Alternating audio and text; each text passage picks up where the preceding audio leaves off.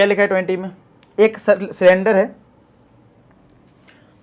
So that right circular cylinder of given surface, देखो given surface, given word पकड़ा करो, ठीक है, maximum volume is such that height is equal to diameter of base. देखो अगर मैं सिलेंडर की बात करूं तो सिलेंडर में हमारे पास रेडियस होता है और हाइट होता है। तो अगर मैं इसके सरफेस एरिया की बात करूं तो सरफेस एरिया क्या होता है, तो सिलेंडर का कर्व सरफेस एरिया होता है 2πr(h), और एक नीचे सर्कल है एक ऊपर सर्कल है, यानी 2πr², यानी टोटल सरफेस एरिया तो यही होता है। और मैंने आपको एक बात बोली है, जो चीज गिवन होगी उसको k मानना है, तो गिवन सरफेस लिखा है ना, तो इसको k मान लो, 2πr(h) प्लस का 2πr², इसको लिख के छोड़ दो, थोड़ी स्पेस छोड़ देना, ठीक है। अभी एक चीज आपको बतानी, खुद ही बताओगे कि किसको सब्स्टिट्यूट करना, तो मैं थोड़ी सी स्पेस छोड़ रहा हूं और आप भी ऐसे छोड़ दिया करो। अब तुम्हें वॉल्यूम को मैक्सिमम करना है, अच्छा इसमें क्या करना है, तो बोला है कि अगर मैं आपको सरफेस एरिया गिवन कर दूं तो आपको बताना है कि उसका वॉल्यूम मैक्सिमम तब होगा जब हाइट इक्वल टू डायमीटर होगा, यानी कि हाइट जो है ट्वाइस ऑफ रेडियस होगा। भाई हाइट और डायमीटर इक्वल का मतलब क्या है, height is equal to twice of radius. तो आपको अल्टीमेट वॉल्यूम को मैक्सिमम करना है, और वॉल्यूम क्या होता है सिलेंडर का, πr² होता है। क्या होता है, दो वेरिएबल आ गए, पाई तो कांस्टेंट है, RH तो एक को सब्स्टिट्यूट करना पड़ेगा। कहां से सब्स्टिट्यूट करोगे, यहां से।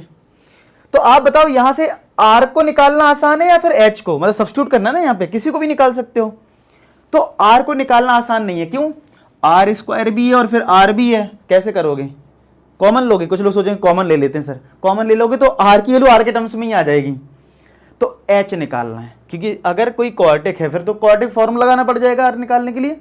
तो H निकाल लो इस वाली कंडीशन से, चलो H निकालते हैं। तो K, इसको इधर भेजो, K minus 2πr² equal to ये 2πrH, तो H कितना आ गया, K माइनस का 2πr² अपॉन 2πr आया समझ।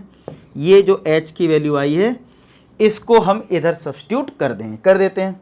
तो अब सेम प्रोसेस चल रहा है जो मैंने लास्ट क्वेश्चन में बताया, उसी का जैसे चल रहा है कि नहीं।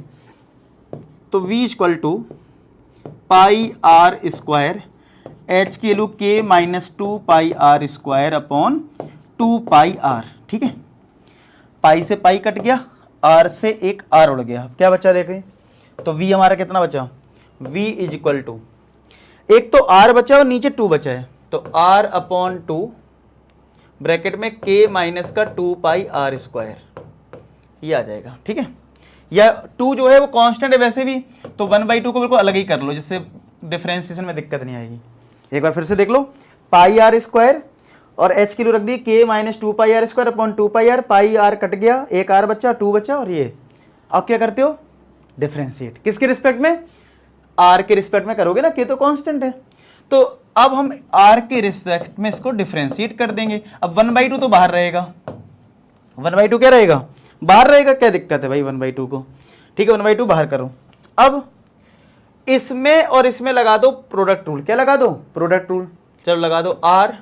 अब इसका डिफरेंशिएट करेंगे तो K का तो 0 माइनस 2πr² का क्या होता है 2R, प्लस फिर K माइनस 2πr² बाहर आएगा, और R का डिफरेंशिएशन 1 होता है, तो कितना आ जाएगा, देखो 1/2, ये हो जाएगा 4πr, और R मल्टीप्लाई होगा तो माइनस का 4πr² और K माइनस 2πr², तो ये फाइनली आ गया 1/2 K माइनस 6πr² dV/dr।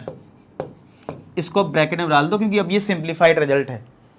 अब क्या करते हैं, इसको 0 करते हैं, 0 कर दो, तो इस फैक्टर को जब आप, ये तो 0 हो जाएगा, तो यहां से K की वैल्यू कितनी आएगी। अब यहां पे एक डाउट आएगा, क्या सर हम R निकालें या क्या निकालें, आपने तो K निकाल लिया। देखो मैंने बताया था प्रीवियस क्वेश्चन में, क्या क्वेश्चन में अगर तुमसे ये बोला गया और डायमेंशंस बताओ, डायमेंशन मतलब इसमें R बताओ और H बताओ, तब तो भैया R निकालते और H निकालते। फिर क्वेश्चन में बोला होता हाइट बताओ या रेडियस बताओ, यहां से नहीं बोला है, यहां पे एक रिलेशन पूछ रहा है कि height is equal to twice of radius, ये रिलेशन है, height is equal to diameter, diameter मतलब ट्वाइस ऑफ रेडियस।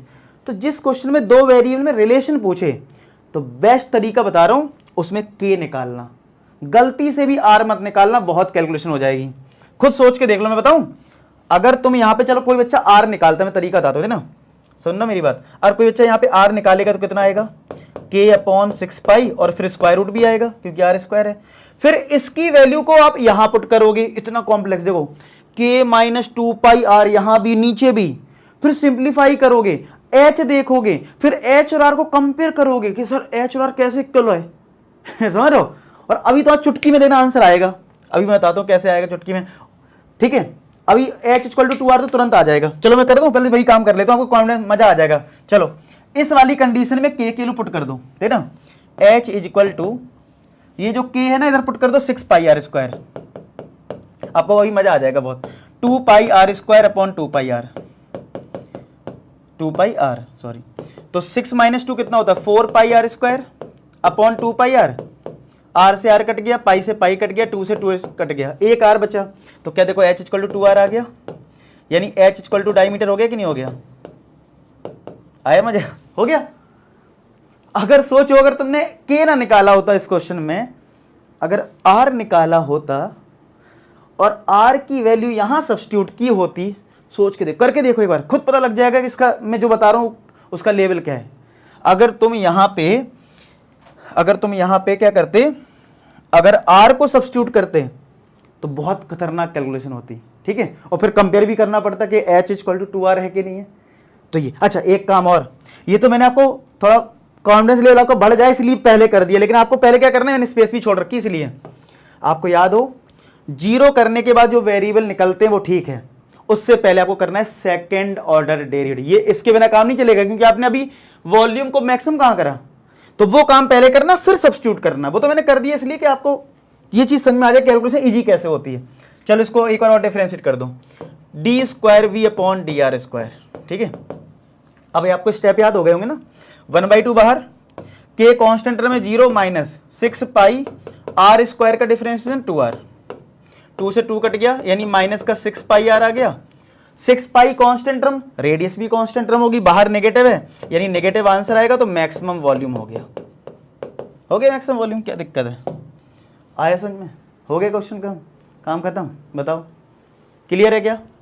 तो ऐसे करने क्वेश्चन, अगर आपने मेरी अप्रोच ये सीख ली तो आप सारे क्वेश्चंस को आसानी से कर सकते हो मैक्सिमम के, ठीक है।